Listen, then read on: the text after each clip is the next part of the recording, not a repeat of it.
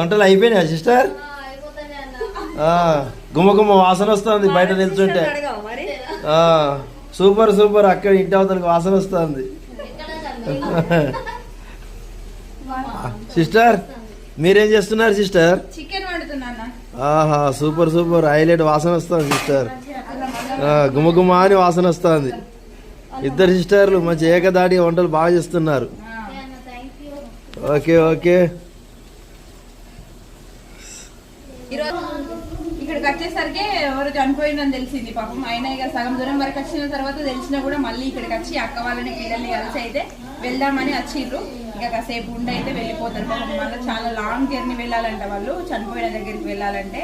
లేకపోతే ఈరోజు సమ్మయ్య అన్ననే వంటలు చేస్తుండే అన్ని. ఆల్రెడీ మన చిట్టి వాళ్ళ ఫంక్షన్ అప్పుడు చేసింది కదా, అన్న వాళ్ళు వంట చేస్తామని ఎర్లీ మార్నింగ్ వచ్చింది కానీ ఇట్లా అయిపోయేసరికి ఇంకా మళ్ళీ వెళ్ళిపోతారు.